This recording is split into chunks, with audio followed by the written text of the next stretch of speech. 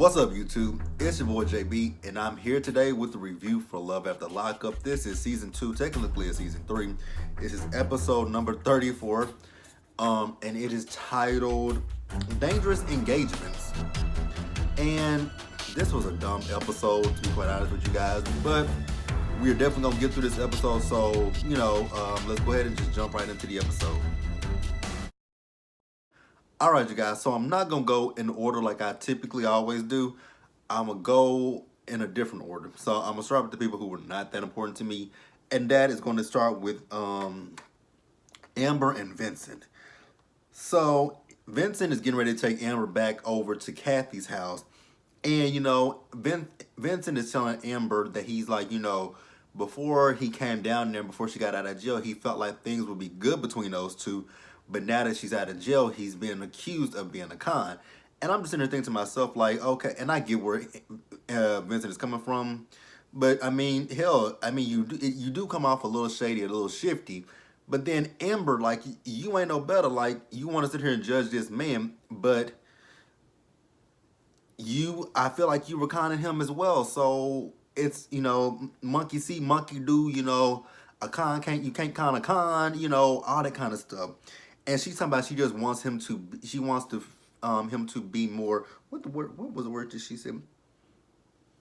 She wants to get some straight answers from him. And I'm like, are you serious? You want straight answers from him, but you are not giving him straight answers. Like, because every time because then when they do get to Puppy's mom's, Kathy's house, Amber wants to talk to Kathy alone, but Vincent is right there in the room. So she's like, well, let's go out for a smoke. So when they go out for a smoke, he's like, I don't smoke, but is it okay if I sit with you two? And she says, cool. So then they talk about how awkward things are between them. And Amber, you are, I'm not going to sit here and say Vincent is not awkward in his own right, but you're adding to this whole awkwardness because, Vincent also brought up when they, when she got out of jail and he kissed her, she said, oh, this is awkward. And then, Amber's going to be like, well, I haven't kissed a guy in over 4 years. No shit, Sherlock. You think we surprised about that? We've been saying it for weeks. You're a lesbian. Ain't nothing wrong with being a lesbian, but you are a lesbian. Even Kathy knows, because you're like, I feel like the reason why Amber can't allow herself to be happy with Vincent is because she has feelings for someone else. And the producer's like, is it Puppy? She says, yes, I think it's Puppy that she has feelings for. Kathy, she has feelings for Puppy. We all know she has feelings for Puppy. I just don't know why Amber wants to sit there and fucking say it. Like, instead of playing this dude, like, straight up tell him what it is. Yo, I don't like you. I'm a lesbian. I don't like meat. I like fish. That's all you gotta say is I don't like meat. I don't like meat. I don't like sausage. I don't like any of that you got. I don't like meat. I don't like sausage. I don't like nuts. I don't like pecans. I don't like pistachios. I don't like none of that shit. I like the fish. Fish, fish, fish, fish, fish. Fish, fish, fish. That's all you gotta say is you like fish. And he, he can be like, okay, cool. You don't like the sausage. You don't like the beefcake, as Jocelyn and Steve J say. And she can just move on. But Amber want to call him a con, but you're conning him as well. You are getting something out of this. Don't fucking play with me, Amber. You're getting something out of this. So don't sit here and just try to play like he's the con. You're a con too. Fuck out of here. Alright, so let's go to the next person that annoyed me in this episode. Gloria and Alex. And technically it wasn't Gloria in this episode that annoyed me. It was Gloria's mama, Tammy. So we see Gloria and Alex. So they are getting ready. They're having this engagement party. And I'm like, but don't pick... Gloria and Alex are insufferable. And it's mostly Gloria. Like, I guess she's showing off her engagement ring that they just went and bought in last week's episode. Because, I thought people knew that you two were engaged. Your mama know you engaged to him, and I would hope his people know. Maybe not. Who knows? I don't know. I know they're irritating. So, so Gloria is actually meeting Alex's family for the first time, and he's meeting some of her family with the exception of her mama. So, he's meeting her family, and she's introducing him to people, and then her mama is sitting there, and he went to shake somebody's hand, and she just backed back. I'm like, you act like this man got a disease. You act like he got an airborne disease, like he got flu. He got the flu. he got, he got the flu, the measles, the mumps. You act like he got something that is airborne that you will catch. He doesn't. He's Muslim. Like, you can't catch Muslim.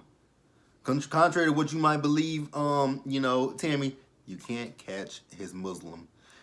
And we're gonna go further into how ignorant Tammy is. Like, I see where Glorietta gets her ignorance from. It's from her dumbass mama. Cause Tammy is pure fucking ignorant. So, Alex was so like when you go to when you see somebody that you haven't saw in a while, you go up to him, you tap him on the shoulder, and they'll turn around and be like, oh hey, and you embrace him. When he did that, this dumbass, she flips the hell out and says he needs to keep his hands off me. That was disrespectful. How the fuck was that disrespectful when the man was just trying to say hi to you? Like, you clearly saw him, but then you're gonna sit here and act like you didn't see him, and like I said, you back when he was trying to talk to speak to the other person, whoever was at the table. You should, if you didn't want to have fun, and it seemed like she was already on one when they got there. So Gloria was like, well, if you want to go home, Mom, you can go home. She's like, good, I'll go home. I'm like, please go home with that stank ass attitude. So then, Alex, he sees Tammy outside. So he wants to go outside and talk to Tammy. And so he's talking to Tammy. He's telling Tammy, you know what, I stayed up last night, and then I had I was on my phone. I was on the phone, and I was looking at something up about Islam. She said, I don't want to hear about that. I respect your religion. I'm a Christian. I'm a child of God. I'm a Christian. You're not going to convert me. I'm like, are you fucking joking with me? He's not going to convert you. He never said anything about converting you. He was just trying to tell you what he looked up and found. So, like I said again, she's still flipping the fucking, and like I said, I see where Glorietta gets her ignorance and stupidity from. It's from her mother. So, Alex is pissed off. So he's talking to some of his friends, and then Glorietta comes up and she's like, so what happened? He's like, I was trying to talk to your mama, but she flipped out on me. So then Glorietta goes talk to her mom. And her mom's like, he was trying to convert me, and I didn't want to hear that. He was trying to force his religion on me.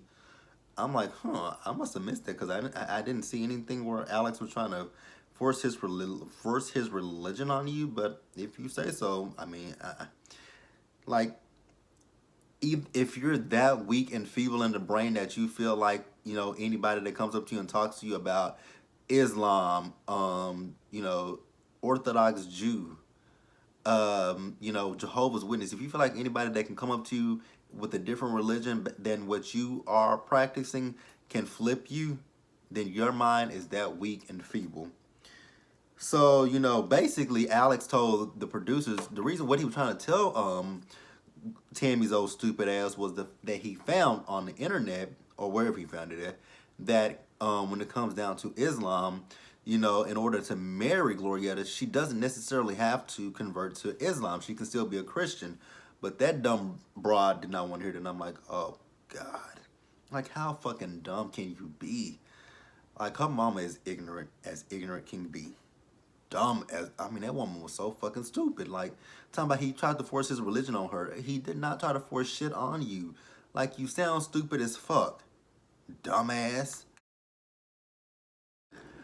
Alright, you guys, so this episode really should have been called Stupidity, because everybody in this episode was stupid. Like, I tweeted out, like, everybody on this cast, they fell from the same stupid tree, and on their way down the stupid tree, every stupid branch just hit them in the face as they were coming down. It made them even more dumber. So, we're going to talk about Lizzie and Daniel. So, we see Lizzie. Lizzie is coming home from the grocery store. She has some groceries. So, Daniel helps her get the groceries out of the car. So she asked him, like, what has he been doing all day? Well, we saw him before she got there. He was playing, looked like he was playing on the PS4. And she was blowing. So then, she says, so, like I said, she asked him, what had he been doing all day? And he was like, he didn't say anything. So Lizzie gets upset with him because, she was like, you made so many promises before you got out of jail, and it's been a month now, and you haven't made through with none of those promises. You were going to get a job. He was talking about he wants to be a mechanic. He wants to see if that's something that he can feasibly do. After a month, I would think that you would at least try to look into see what your options are. Like I know, the Goodwill, felons can work, ex-felons can work there. Convicted felons can work there. So I mean, you had a lot of options. Daniel was just being a lazy fucking bum, and then she said you were gonna go get your GED. He was like, those things take time. Okay, I'm gonna give you that. Those things do take time. That is correct. But you can't get anywhere without at least first starting somewhere. So if you start by getting a job that it could pay $7.25, it can pay $8.25, it can pay $9.25. As long as you are contributing to the household, you're good. Now the GED, yes, that can wait. No ifs, ands, or buts about that. That can wait. But what cannot wait is your motherfucking ass getting a job today. Like I'll be damned if you would be living in my place rent free, not paying anything, and you not working. Like we would have to talk about that. We would have to have that conversation. Like, okay, now yes, a month I'm cool with it. 2 months, actually I'm not even cool with a month with him. Like yes, you just got out of jail, but I mean I'm pretty sure you have conditions to your parole. So, I would refuse paying a damn dime of anything of his. Bull to the shit. So while he's unpacking the groceries, he's like, "So what is this? What is this?" It was a pregnancy test, and she was like, "I think I'm pregnant. I think I missed my period, so I think I'm pregnant." I'm like, "Oh my god, really?" So you got pregnant on the floor when y'all was having sex in the laundry room? Cool. So Lizzie does go and take the pregnancy test, and she, says she's not pregnant. I'm like, congratulations, you dumbasses did not need to have a baby. And Daniel seemed a little ecstatic about it, but then she got in her feelings because he was happy, and I'm like, so you just sat there and complained about him not having a job, but you want to have a baby with him like yesterday, but again, he has no job. So you're in school, you're working a part-time, I'm assuming you're working a part-time job. How the fuck is that gonna work if you have a child? Because you're gonna have to take maternity leave at some point, and again, he ain't got no job. Like, make this shit make sense to me. Like, I'm like, wow, Daniel is a smart one because he said he want to get his life together before they have a kid. I'm like, wow, somebody's making sense because Lizzie ain't making not 1 ounce of sense at all. And I'm just sitting here looking at her like, girl, how stupid are you and how stupid can you be? Like, the fuck? You just said he doesn't have a job. Beginning said you ready to have a child with him. Lord, please don't let those two dumb fools procreate.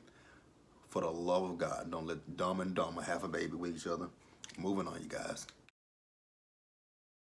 All right, so let's move over to the dumb Cheryl and Josh. So they are on a lunch date, which she kept calling a daytime dinner date. I'm like, Cheryl, it's lunch, not daytime dinner. It's a lunch date. Say it with me, lunch date. So she asked him, so like, when can you move out of your mom's house? He says, weeks. 1 week, 2 week, 3 weeks. She's like, okay, cool. So she's like, you know what? We can push the wedding back.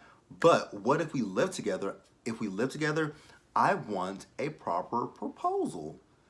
I'm like, you want a proper proposal from Children of the Corn over there? Children of the Corn. You want a proposal from Children of the Corn. Cool. I mean, hey, whatever.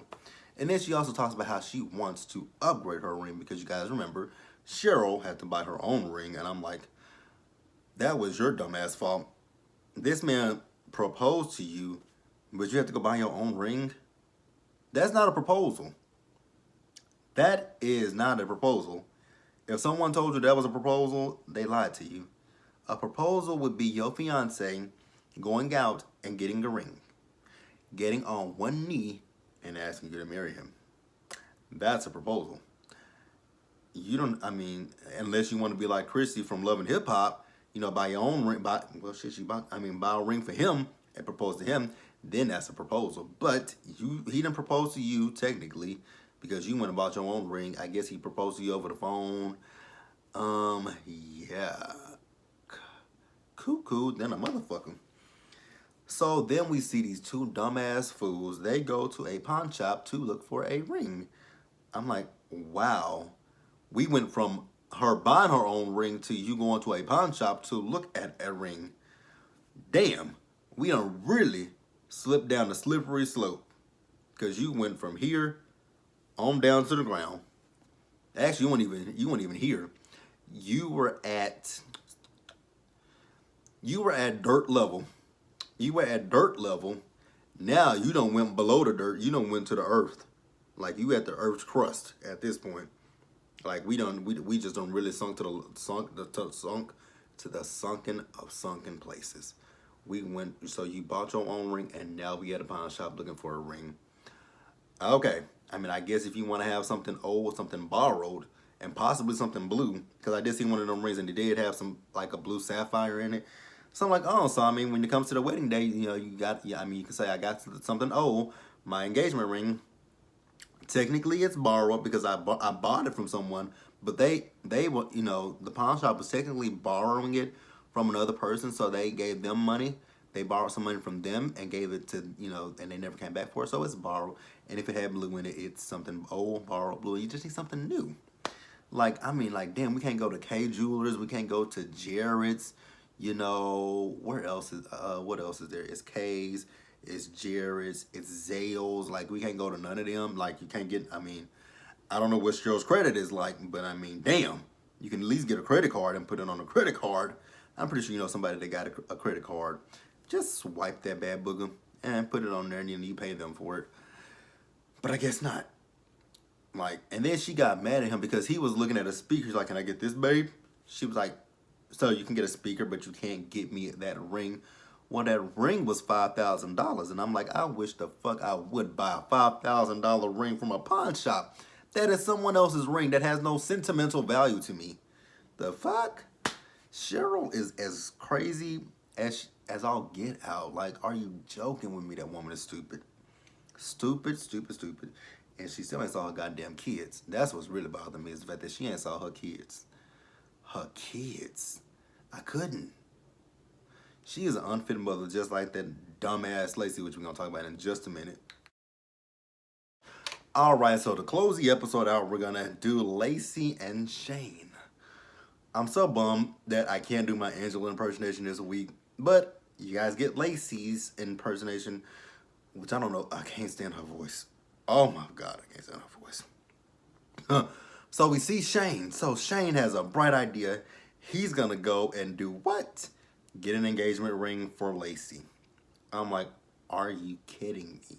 You know she's engaged to John, and you know John is getting out of prison in a matter of hours. But Shane doesn't care because Shane wants Lacey to make a decision between him and John. And I'm like, great. Let's bring on the bullshit. Because this is literally going to be bullshit. So when he goes to look for the ring, the jeweler asks him, so what is your budget, my friend? What does this fool say? $500. I'm like, $500? Like, what the fuck are you going to get for $500, Alex? Nothing. Nothing. Survey says zero. Nothing. Not a damn thing. So the man starts showing him rings. I'm like, bruh, these rings that you are showing him, I know that these rings are over $1,000. I know these rings got to be over $2,000. I'm just like, I would have said, you know what, man, you wasting my time. You said $500, so I'm gonna direct you to the nearest gas station, to the nearest grocery store. So they had these little things that the kids can go to and get a little ring out of a little the little bottle thingy. I don't know what you call those things, the little Cracker Check bottle things. Like you can go right down there, put your 25 cents in there, turn it, open it up, and there's your ring. All you gotta do is I'll give you a box, throw it in the box, say, hey baby, Lacey, will you marry me? Oh my God, Shane, yes, I'll marry you. And then you'll have it. So, let's move on to this proposal from Shane.